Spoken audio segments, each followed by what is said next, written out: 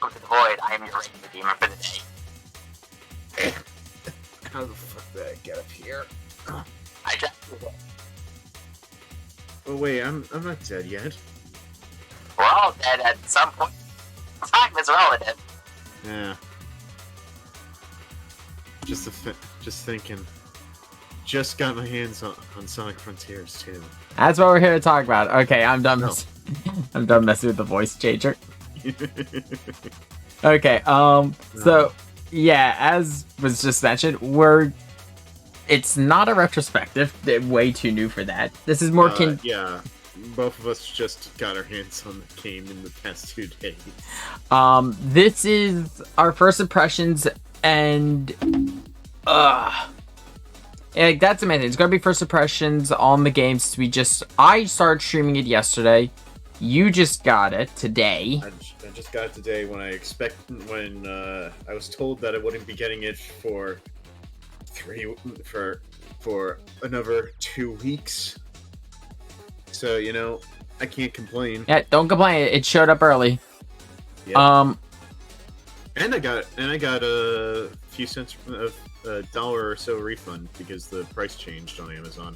Ah, that's nice. Yeah. So yeah, this is in terms of like the content we've uploaded for this is more akin to kind of like Endwalker, but with less context of the game. Yeah. Because when we did our first impressions of Endwalker, we had both just completed the expansion. Yeah. For this... And we were doing our absolute best not to spoil anything. For this, we really can't spoil anything, since we only know stuff in Zone 1, which has been shown off pretty well by Sega itself. Yeah. The only thing that hasn't been shown off has been the final encounter in that place. To be honest, if I'm going to be 100% honest, we couldn't really spoil stuff if we wanted to, because we don't... Yeah, because people have already been doing that enough. I was going to say, because we don't even know what's going on yet.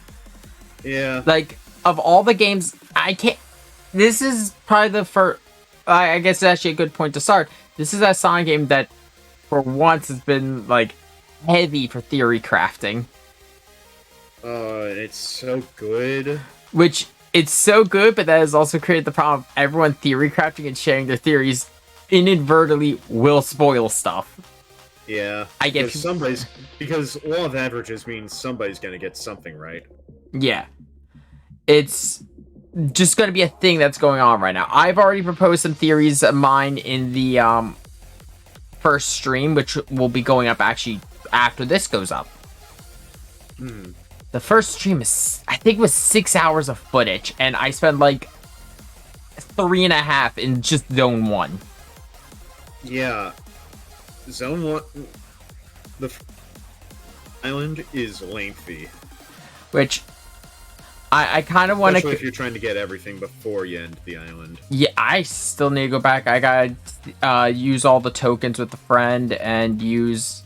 I haven't like done all the portals yet. But I think that... Oop.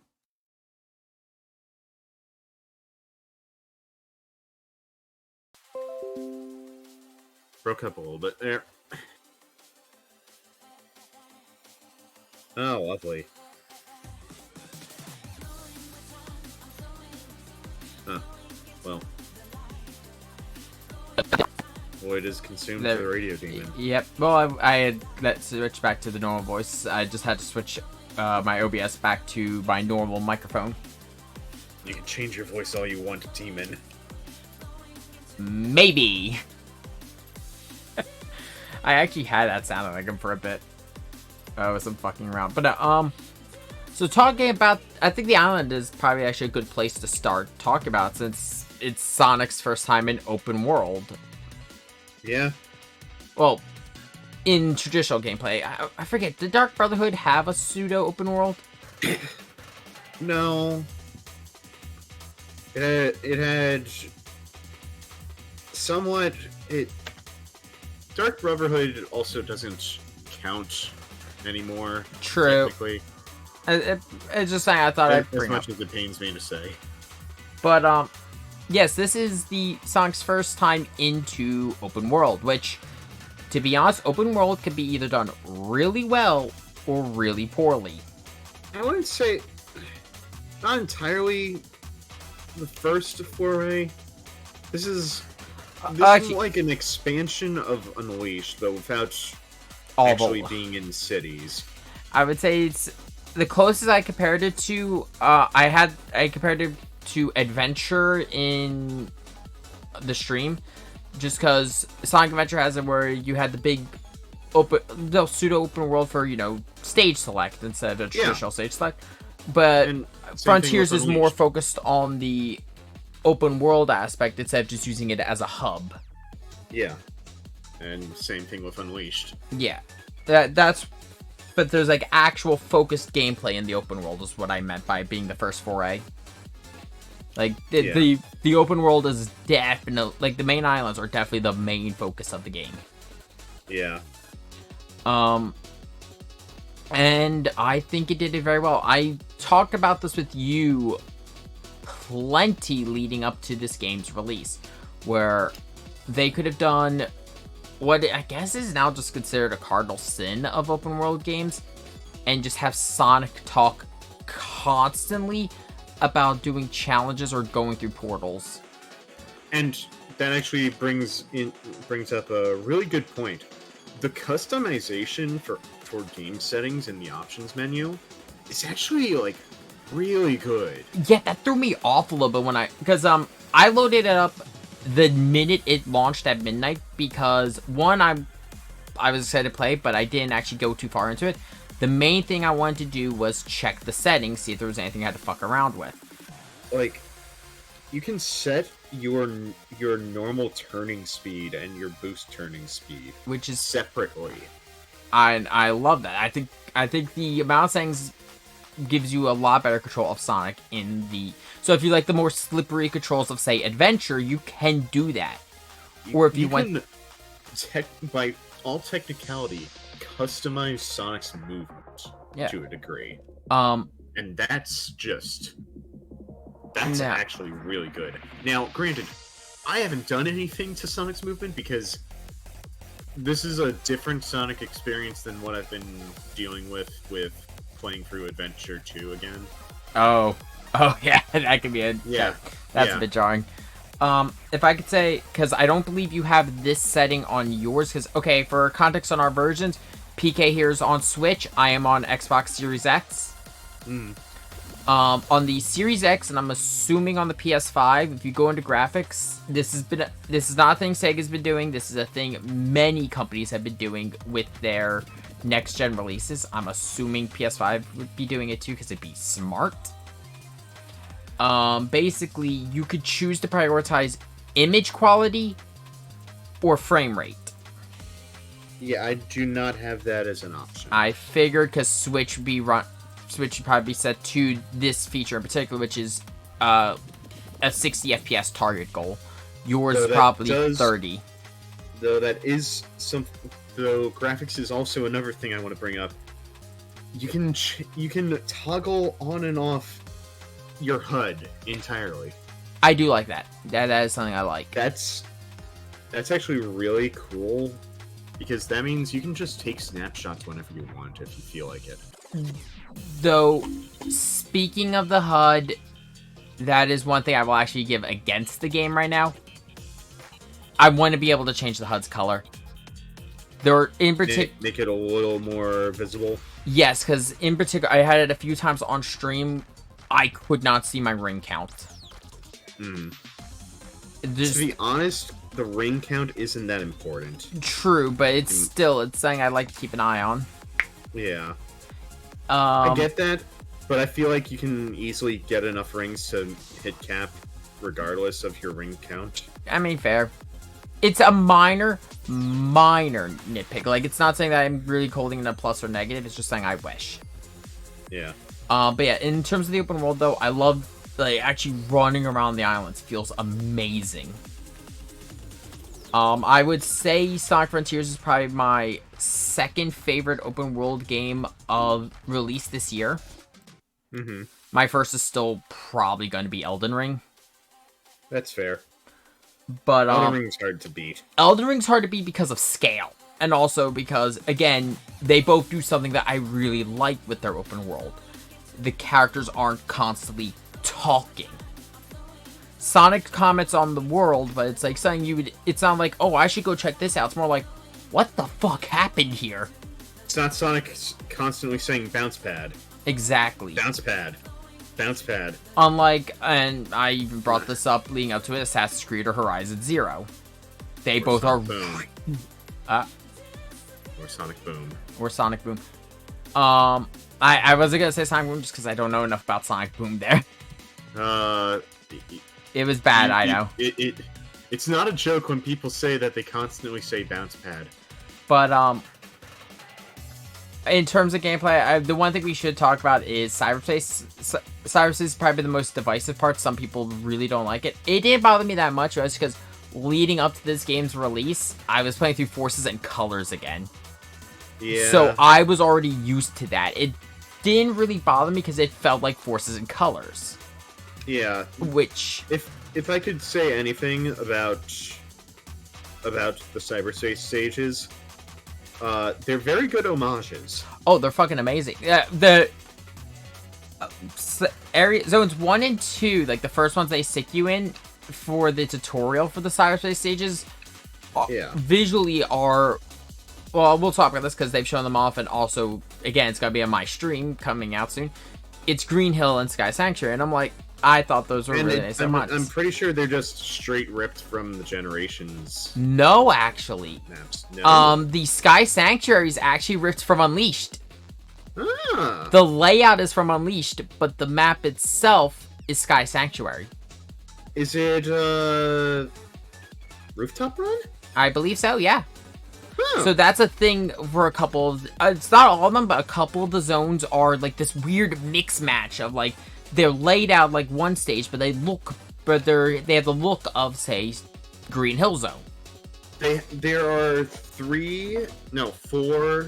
cyberspace asset sets that I've noticed. So far. I've seen Green Hill, Sky Sanctuary. We've got the traditional Green Hill style. We've got Sky Sanctuary as a style. We've got Chemical Plant as a style. Yeah, we have Chemical Plant. Yeah, it's not as bad. Yeah, no, I'm not gonna lie. When I first got into that portal for Chemical Plant on stream, all you hear is pain. As far as I know, I haven't experienced any underwater sections. I haven't yet either. But I would say that could always come in a later map. Then there was the highway one, which the first time I really... I call that highway/city because, I've been in 2 highway stages. One was like a highway at twilight. The other was at night. Mm-hmm. You actually were just talking about the night one to me earlier, which is Zone 1-7. Zone 1-7 isn't... Well, it's very easy to notice when you've been playing Sonic Adventure 2. As soon as it started, like, as soon as I landed, I see the pole, and I saw the things moving up and down. I'm like, wait, I know this. I know this. I recognized it. I recognized it the moment that I landed and saw the staircase in that style. That was the... Then seeing the ring trail up top, it sold it. I knew where I was. I knew exactly where I was, and I loved it. I love any reference to that stage. But also the soundtrack for the cyberspaces is fucking amazing. I actually have it playing in the background right now. Oh man, Tomoya Otani has gone above and beyond. I will say this is just a general tip. It's like I kind of forgot about like a weird little quirk of the weird 3D cylinder sections they have with the boost. This is not just a thing in Frontiers. It was also a thing somewhat in Forces and Colors. Mm-hmm. And that's the fact that you could fling yourself off the edge easily. Oh yeah, it's very easy to fling yourself off the edge in this game. Which, I'll be honest, it's just a weird quirk of... It's only like, I really only had it to that extreme on the cylinders you climb up. Yeah. outside of that, it's not really that big. If you're used to the boost style of, again, Frontiers or Colors, not Frontiers, of Forces and Colors, you'll be fine in cyberspace. A lot of people keep, I've seen a couple people try to say, oh, but it's not like Unleashed. Unleashed was probably the best boosting Sonic ever had. And people still shat on it because people were afraid. Which gave us Sonic Lost Worlds, which is what put us in the problem. No. I usually see... Sonic Lost World was a slow descent. Yeah, I was going to say Sonic Lost Worlds is the one that started us on this path into this problem. The Lost World had other problems, but we're not here to talk about Lost World, though. Yeah. I'm not here to talk about that thing. But yeah, in terms of the story, this is actually the first time I can actually say with a Sonic game I love its story. Because, don't get me wrong, I don't think I've had a 3D Sonic game with the exception of Lost World that I can honestly say I disliked. I had fun still. I've never heavily invested in the story or anything, but it was still just a fun romp usually. Even even Forces, Colors, all of them, they were still enjoyable. I feel like, for me personally, Forces kind of outstayed its welcome in certain portions of the story. I won't deny that. Tails' portrayal in Forces is a cardinal sin to me. Yeah, I'll say in terms of the gameplay though, I enjoyed the stages of Forces. I had fun with them. Running through and actually doing stuff. Oh, okay, I found this place good. I can live with a bad story because, again, writing at Sonic has never been spectacular. Yeah. But when you butcher characters enough times, yeah. it very much wears down your people's hopes. I will give Forces this much. It didn't. One, it gave Silver an amazing arc. Oh, not even amazing arc. It gave Silver an amazing focus. Because, God, people shit on Silver way too much, and I'll admit I was part of that problem. And also, I would say it was a good example. There's actually removed dialogue from a lot of the stages that give a lot more context to the stages. I will say, with Forces, and this is going to tie us back to Frontiers, the fact that they didn't write Amy as the obsessed fangirl.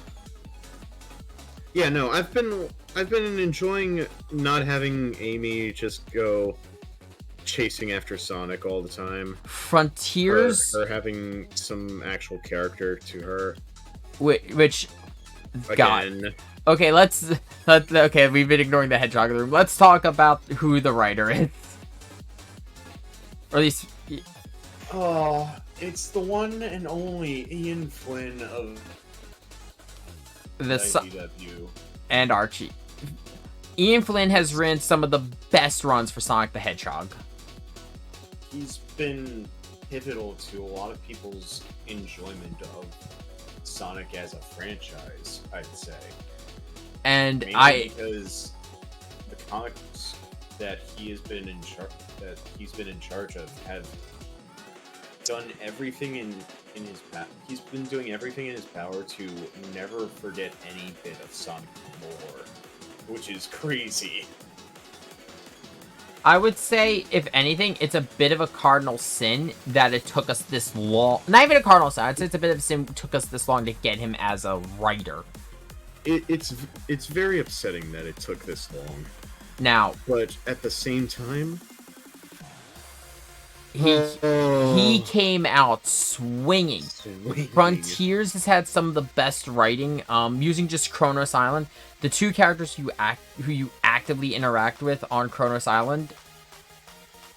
We can talk about one because they showed this character in the trailers, which is Kronos Island. Your friend who's on the island is Amy. Of course, Amy Rose. And Tristan actually popped in during the stream and joked that the Son Amy shippers are gonna have so much fun with this. And I'm like, as much as I hate to say you're right, you kind of are, because they're just sweet moments. Yeah, it's honestly just really wholesome moments of them talking, rather than just Amy chasing Sonic, Sonic running away like he always does because she's cramping his style. No, honestly, I think what's really great for the two of them is that isn't even there. They're equals. They're treating each other as equals. I think it's also just because of the fact the dialogue and narrative is actually a focus in this game instead of it just being, because to be honest, it's much more subdued tone compared to the high energy that Sonic usually has.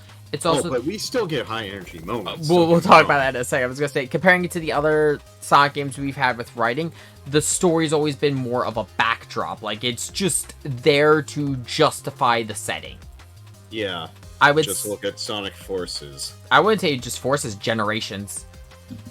Forces, Generations, and Lost World. Let's face it, all three of those games. Colors also is pretty bad with it too. Colors is just a retake of Sonic CD, all things considered, when you really think about it. Where the story... And I kind of get... Like, don't get me wrong, that formula works, because, I mean, hell, I love Doom Eternal, and it's kind of the same thing. The lore and everything just exists to justify the dumb shit you're doing in Doom. Yeah. But with this one, it's the main focus. And talk about those hype moments now. The soundtrack is fucking amazing when it kicks in. Like, I'd say even, like, the normal zone themes are really good so far. All the Portal themes are pretty good. I'm okay with the kind of, like, subdued music you get in the overworld. Like, it's something that fits, like... Yeah, honestly, when you're first going through Kronos Island and it's just working its way up into the foreground main theme that we've working up into the main theme that we've been hearing in the trailers, that really ambient piano theme playing is just, it's something else. It's something that I feel like Sonic's been missing for a while. And we can talk about at least up to the first boss, since that is at least been shown off in trailers. I don't think the actual combat for that the actual combat has not been shown, but we've seen how we have to fight the boss. Yeah. And we've never seen the actual combat, but oh man. The combat. Which, I'll be honest, talk about the combat there is actually a perfect segue into a good next talk point. First off, the bosses themselves, I've only fought the first boss. I don't know if you fought the second one yet. By boss, we're talking about the final bosses of the islands, not the mini bosses. Yeah. There are two types of bosses in the games. There are the Guardians, which are just big enemies on the map. Glorified mini bosses. Then there is the Titans, the big ones they've shown off in all the trailers. In particular, the first boss has been shown off a lot. Yeah, we've only seen Giganto. As I look, like, I'll be honest, as I kept looking at it more and more, I just realized it looks like a fucking Evangelion. Yeah, that's kind of the idea, I think. I think it is, especially when the mouth opens up and... Yes, the mouth with the layered teeth. The mouth so and... disturbing. I love in it. particular, one part of the fight made me go, oh shit, it is just an Ava. Because I got very much flashbacks to Ava 02. Mm-hmm. You know the mode I'm talking about. We talked about it in V. Yeah. Yeah. The boss itself is great. The soundtrack, though, holy shit! They go hard. For all of the bosses, apparently. All of the Titans. Man, I can't wait to hear the other songs. All of the Titans have a lyric song for them. And when you get into Supersonic, which now from there, we won't say more. We want you to experience that because it's so fucking good. Yeah. But I'd say this is the best that Supersonic has ever been. No, in all honesty, first off, Like, compared to all other iterations in all of the games, this is the best Supersonic that we've ever had. because there's actual gameplay with Supersonic, not just run into it. Yeah. I mean, So- the closest we've had to Supersonic having actual gameplay has been the Sonic Storybooks games. And those are, and that, yeah, no, I wouldn't even say Excalibur and Dark Spine. Excalibur and Darkspine are on the same tier. They're on the same. I wouldn't say. There's a theory that Because Excalibur is nowhere near on tier. He's just his own You thing. know what I mean, though. But yeah, no. For the final form. They're special transformations used to defeat the final boss. Yada yada. Yeah, I would say like the closest we got to actual gameplay with the super forms are, like you said, the storybook games, which are just advanced forms of their gameplay. Yeah. And then there was, I'm gonna bring a Cardinal Sin here. I'm gonna mention the Forbidden Game, No. Sonic 06's, where it was just advanced forms of Sonic, Shadow, and Silvers. Okay, yeah, but those were actually the final boss. Honestly, was really good because of that. Yeah, no, I'm not saying as I'm saying as a positive to 06, which there are many positives I can say about that game. I'm honestly really looking forward to PC 06. Oh yeah, I've been looking at that. That looks nice. I recently looked at the Shadow gameplay. You can unlock Awakened Shadow. I saw, and if you know what you're doing, you can actually chain it infinitely. But we're getting a little bit off topic. Sorry. But yeah, no. Talking about now with the gameplay though, combat is an actual fucking thing. Yeah, it's a little jank. It's a little jank, but like once you get used to it, the one thing actually I heard someone say they didn't like that. Someone was going on like they didn't like that there wasn't a spin dash. I discovered on stream there is a spin dash. No. Hang on, that's not the spin dash. It's a That's drop the dash. As I say, it's the closest you get in this game. At least you can still roll around as a ball. Yeah. That's the main thing. Honestly, I think it's fine that we don't have the true blue spin dash. God, we already could cause so much But, chaos with man, boost. Yeah, we can essentially have infinite boost in this game. So like The game doesn't explain to you how to have infinite boost. We just kind of I discovered it by complete accident. I did it as a meme, and I figured it out. And you know what? I found it happy as a with myself. jackass. Yes, you did. I was just running around messing with one of the new systems, and I accidentally triggered infinite boost.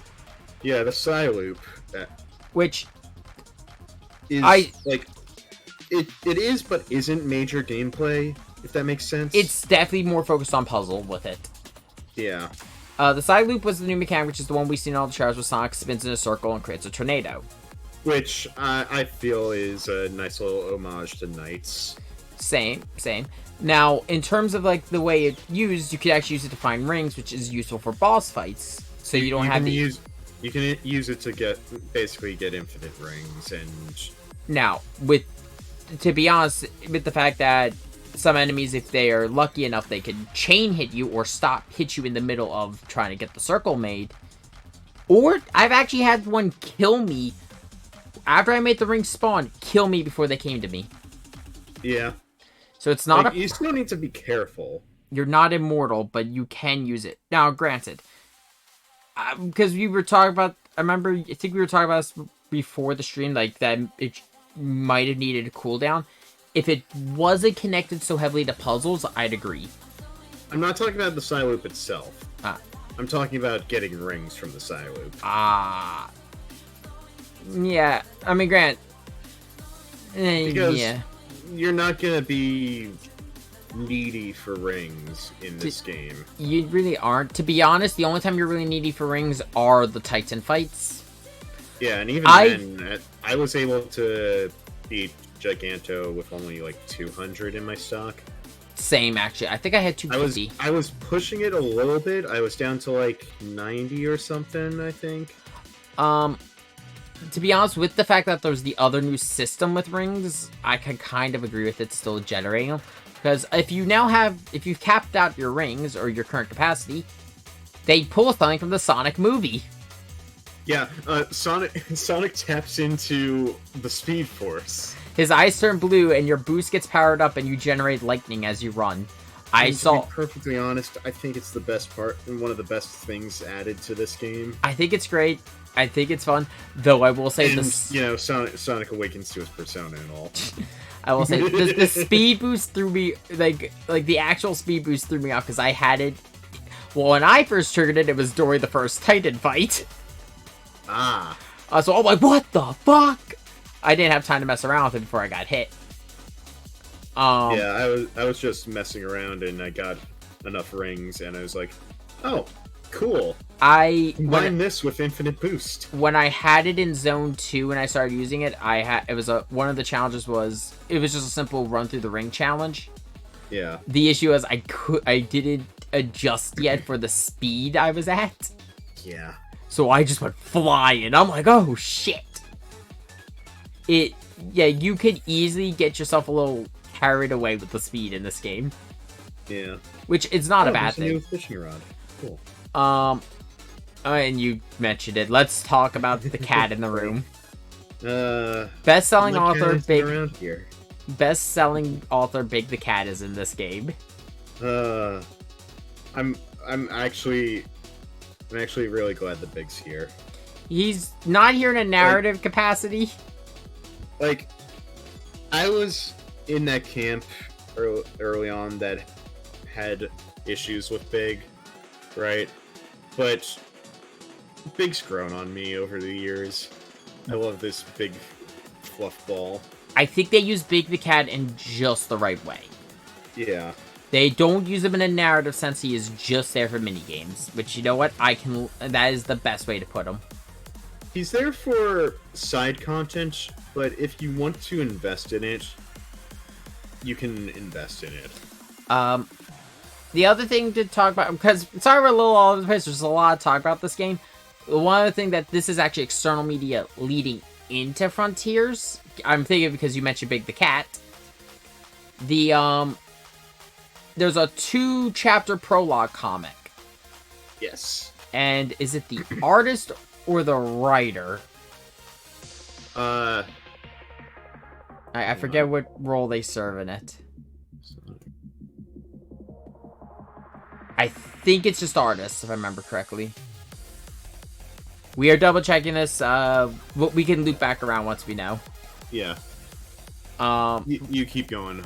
But yeah, I want to talk about because I'll talk about it once we know what position they filled.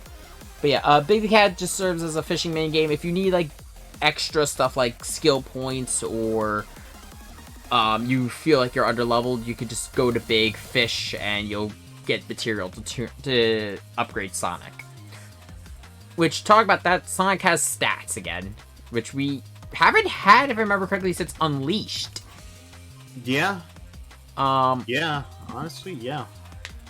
And to be honest, I'm okay with the way they did this, because it's like, if you want to stay on Kronos Island and just grind up the materials, you can have Sonic at level 99 attack and defense before leaving the first island. But it takes a lot. It takes a lot, and you'd honestly be spending a lot of time with Big the Cat.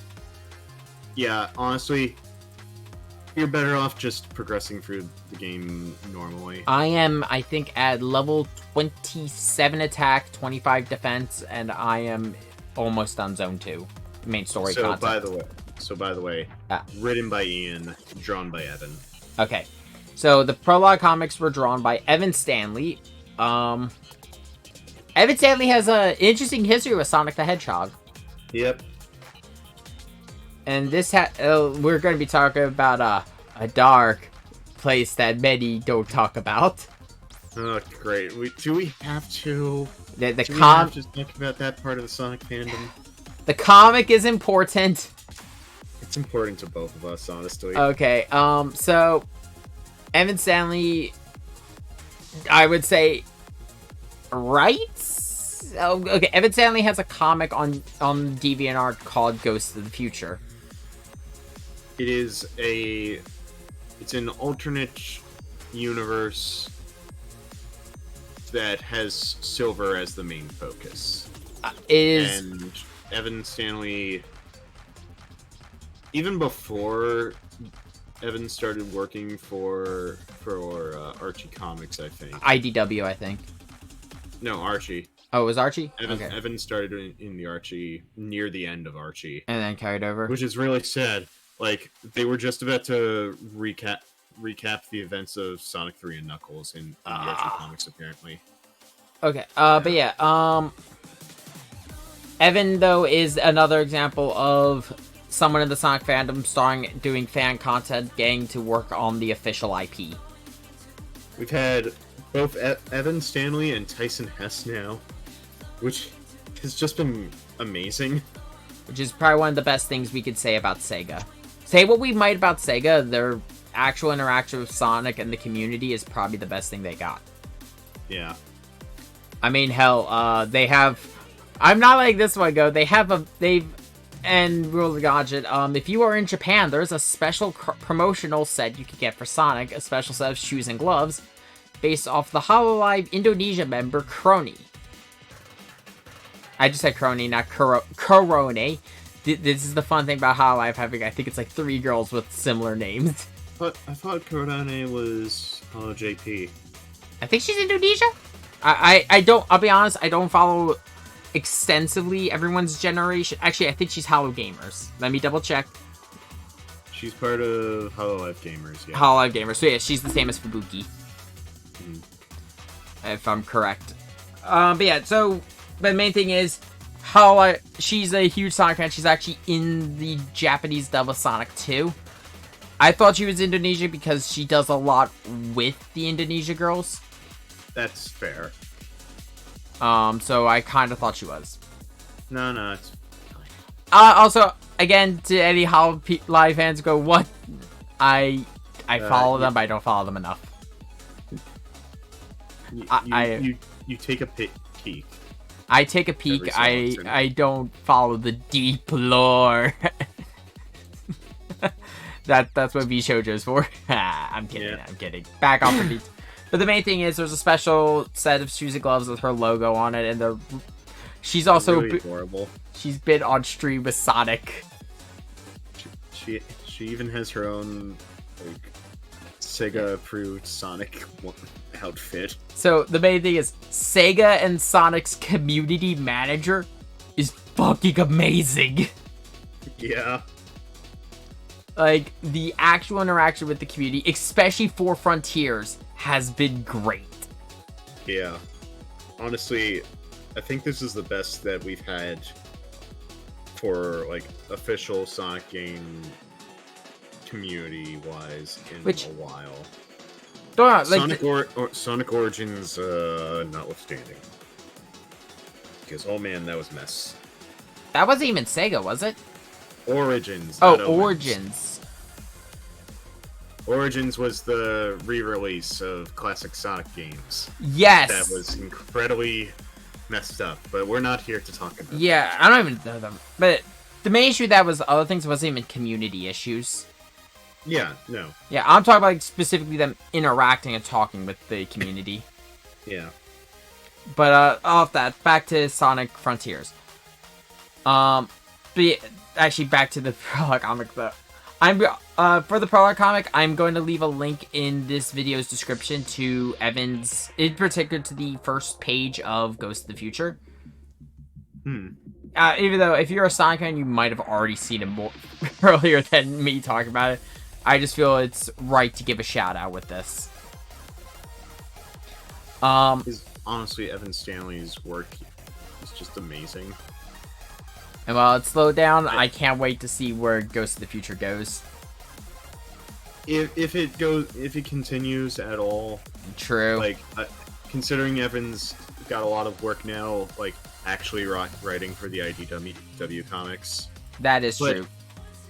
When/if that ever continues, we're all looking forward to it, and not trying to put pressure on you to continue to speed it up. But yeah. In terms of Frontiers, though, I think this is probably the best of the 3D Sonic games we've ever had.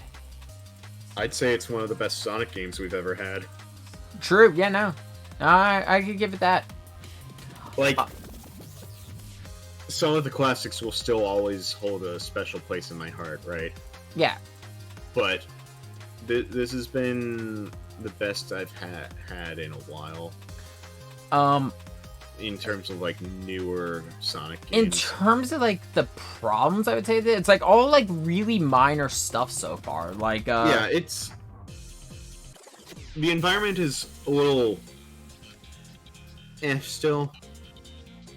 Some of the environmental aspects aren't too great, right? I mean, I've only seen Zones 1 and 2. Zone 1 is, like, very much flatlands, and I'm okay with that. It's a good starting environment. Yeah. Gives you plenty of room to run around, gives you plenty of room to get used to controlling Sonic. Zone 2... I'm looking forward to seeing what the other island... Yeah, I am... are going Zone to be like. 2 has been driving me crazy in one regard, and that is verticality. Yeah, it's a lot more vertical than we I love it, expected. and I hate it. At the same time. But, It's great. in terms of, like, the overall environment, though, the environmental work, it's... I don't... Like, I like it. It's just I can't really say that the first area does anything spectacular. It strikes me kind of like Limgrave in kind of comparing it to Elden Ring. It's just flat grasslands. There isn't really anything crazy going on. You get a couple ruins that make you go, "What's going on here?" But nothing that really is eye-catching. It's all very muted, which is the point. Yeah, it's Area 1. And like, when you actually start getting into the lore and stuff for Frontiers. Yeah, it makes sense why this place is kind of just... Yeah, wow.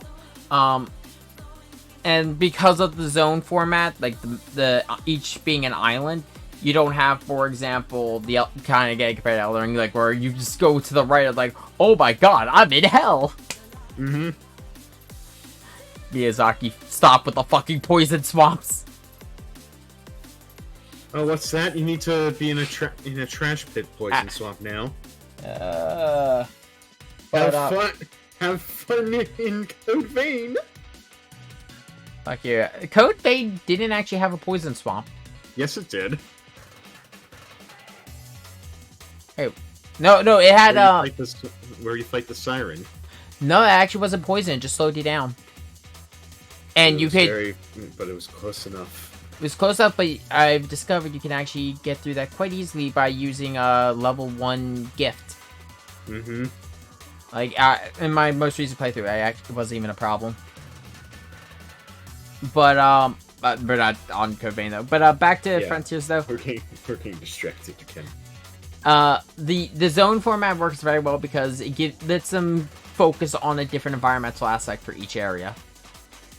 I would say in the future, first off, I hope, and I honestly think Sega will stay with this format based on the reviews they're getting for Frontiers.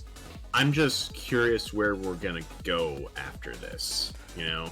Yeah, I'm hoping with Ian... Like, as long as we can come up with a good enough location, I'm fine with it. I'm hoping with the fact that Sega's starting to bring in brought Ian Flynn as a writer, I'm hoping they keep him around as a writer. I think, based off of... Well, I can't say based off of success, because I don't know what their level is for success, you know? I know, that's why I'm just going... That can just change on a... Yeah, that can change on a fly basis. Based on, like, various things. Like, I get, like, judging the success of a game is, like, how much did it cost to produce versus how much did it earn, for one thing. Because you gotta earn usually above us. Using movies, you usually have to earn, like, I think it's, like, 2.5 times its budget to consider it a success. Because that's how much it really needs to break even at the end of the day. But, like, just based on the review scores, like, not just, like, you know, oh, IGN approved, blah, blah, blah. Though, oddly enough, IGN has, like, one of the lowest scores for it, which is odd. Because it's IGN and Yeah, they don't true. actually play games. But, on Steam, it's sitting at a 9 out of 10. Vindication. Metacritic is kind of weird just because it's Metacritic. Yeah. The Google. I'm not gonna hold it too hard against Metacritic because they just have weird scores in general. But on the Google reviews, it's at 94, and at least on the YouTube side, a lot of it has been positive reviews. Moist Critical and Mudahar, Somewhere Gamer actually apologized because he thought it looked like trash. And then he actually played it. He got a review copy and he actually praised it. Yeah. I had been keeping an eye on Some Call Me Johnny's opinions on it when I saw that he had actually gotten flown out to Hawaii to test it. Like, huh? Yeah. God. Yeah, they actually flew out some prominent Sonic players to go out and test the game in Hawaii. Like, they were taking this game very seriously. Sega's had if I'm going to be honest, Sega's got a pretty powerful lineup going forward from here. Because they got Sonic Frontiers is doing very well, and then they got the Yakuza games coming out next year. Yeah.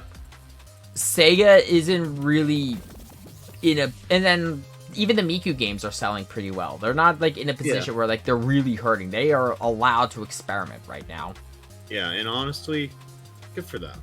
Yeah, because or at least just based on the stuff they're producing. Because again, there's Yakuza 8 did very well. And even with like the opinions on Sonic games saying they're good or bad, they still sell very well. You said Yakuza 8. I said Yakuza 8, like a dragon? Like a Dragon was 7. It was 7. Yakuza 8's the one with Virgil Kiryu. Yakuza 8 is the one that's coming up. I'm getting my games mixed up. But yeah, no, I just need a moment because wait a minute. The main thing is like they got like 3 or 4 Yakuza projects in the work. 3.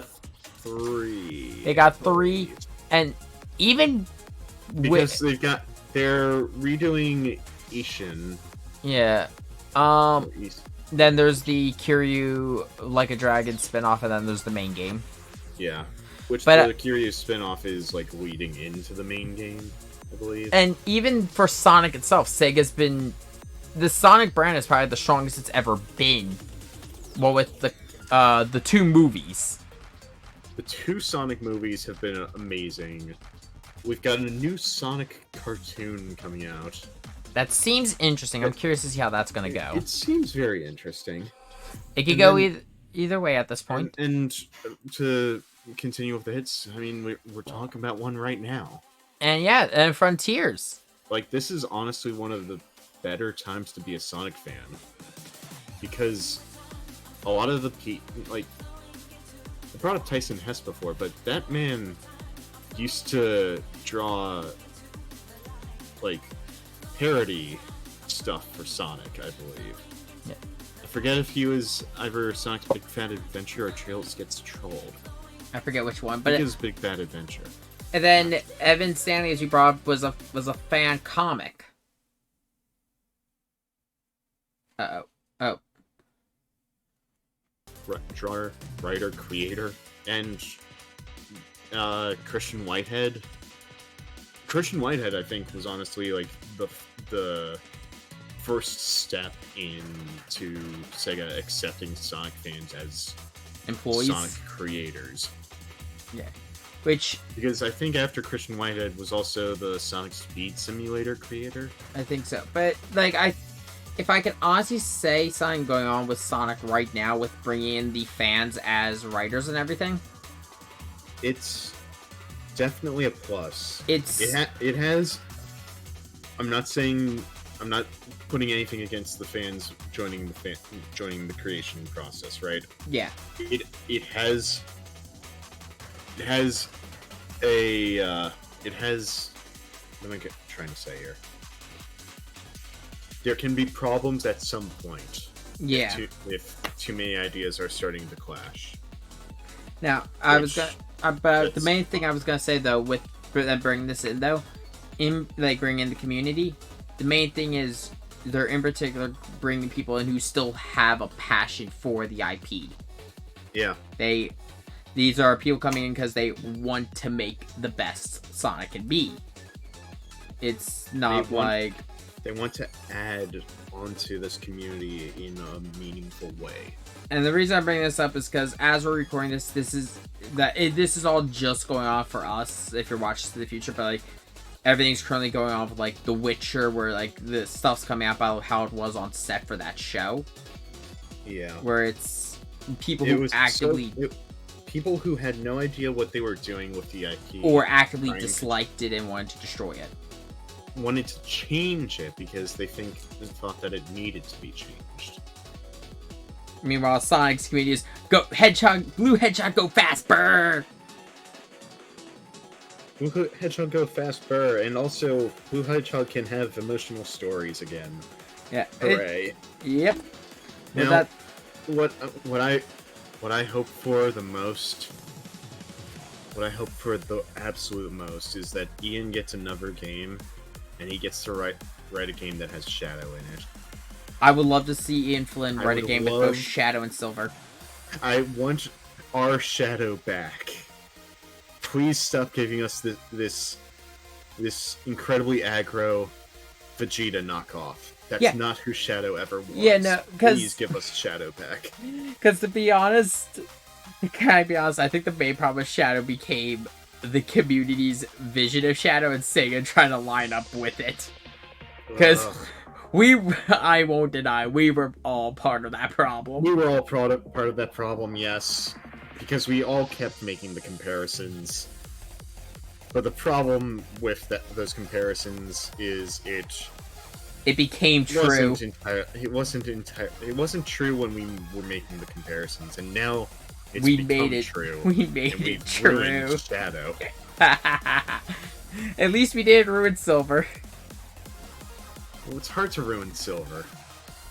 I mean, true. He started from the bottom. Which is funny because apparently Silver's like one of the favorite characters in Sonic Team. Yeah, they do nothing with him. Sorry.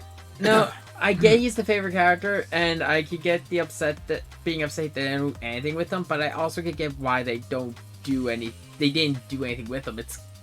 They kind of backed themselves into a corner. Yeah. Silver's story makes him hard to work with. Yeah, I mean he's basically Trunks. Yeah. Now it seems like from my understanding, and people are currently asking Sega this, is like, are they just kind of just done caring about like reasons for characters, or they're just putting them in? Because Silver's just in Forces. There's no reason he's there. He's just there. There is a prequel comic for Forces. Oh, there is? Yeah, and it actually has Silver showing up to go and recruit Knuckles. Ah. Okay, I stand corrected. And it also shows that, yeah, he was protecting the Master Emerald before everything went down. Because basically, Silver went back to the past to fix fix what happened. Now, with Frontiers, apparently I believe it also set up Infinite. Frontiers apparently name drops, because I've seen some of the community talk. They haven't explicitly said who, but apparently it name drops people from like other not even continuities. Actually, yeah, no, there's apparently one name drop from another continuity. I can take a guess which one. There's really only 3 continuities for Sonic characters. There's the video games, the comics, and Sonic Boom. You say that, but there's a lot of comic continuities. I know. I was gonna say that they could actively use it without acknowledging him. We won't go any further. I wasn't including him. Yeah.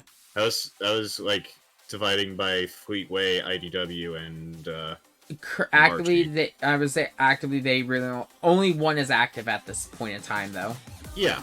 Which would be the IDW. It's still separate continuities. I agree. There's separate continuities. Let me rephrase that. I guess currently active continuities. Yeah. Because if I remember correctly, Boom still has comics.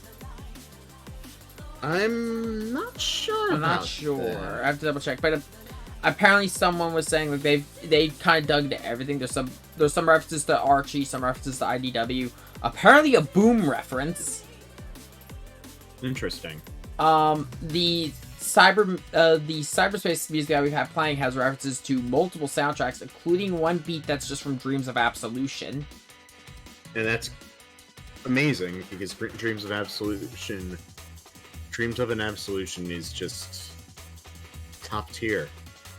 There's also some Sonic Rush, and of all things, Sonic fucking R. Hell yeah. Which, let's be honest, the only thing we all remember from Sonic... Supersonic Racing. Besides that song, there's only one other thing we really remember from that game. And I'd be honest, I think the Sonic Sprite community is the reason that thing's remembered. God, that fucking curse. Why did we make it a thing? Because everything needed a creepypasta back then. I will admit, I was minorly part of that problem. I wasn't a major. Oh, you absolutely were. I had him once. You didn't heavily contribute to it. I had him once for an episode that wasn't even finished. Yeah. The Tails doll really wasn't anything ever. He's actually I find it funny that when he's brought up again in the anniversary comic for IDW, he doesn't really do much of anything. He's, if I remember correctly, in Archie's comic, and he's used to spot, like, he was built by Eggman to spy on the Freedom Fighters. Oh yeah, and he was also an Eldritch Monstrosity for reasons. I'll be honest, I think it was because they saw how the community reacted to it and said, fuck it, let's go! Yeah. Sega's always been innately aware of what the fuck we're doing. Yeah. There's a reason there's a Sonic shirt in Forces. Yeah. But with that, though, I think that's really all we could say, though. I don't think there's anything else to talk about. We talked about gameplay, we talked about visuals, and we talked about sound and story. Yeah. So yeah, I think with that, though, I think that's a good place to call this video. Yeah. I will say... Excuse me, I'm gonna get back to fighting... Oh my god! I'll say on the minor side, little housekeeping for the channel when it comes to Sonic Frontiers. Currently, the schedule on YouTube is Monday to Friday. We have Super Robot Wars. Saturday, we are going to have Star Ocean. And Sunday is going to be Sonic Frontiers. If you're wanting to watch them on Twitch, Sunday nights will be Star Ocean. And Wednesday will be Sonic Frontiers. I am resisting the urge to keep playing Sonic Frontiers heavily to keep my experiences blind for the streams. God, I'm hating this. You're in so much pain for that, aren't you? God, I want to go back. I stopped right before the second Titan fight. Oh, that sucks. Yeah. But with that, though... I haven't collected a Chaos Emerald on the second island yet. Have fun with the second island. But with that, though, I hope everyone enjoys the rest of their day. Buy Sonic Frontiers. It is available on Switch, Xbox, PlayStation, and Steam. There's really no console or platform you can't play it on outside of mobile. We should find a way. We should... I want it to run on my fridge. Just like Skyrim. Play it on your watch. Play it on your Apple Watch. All of this just works.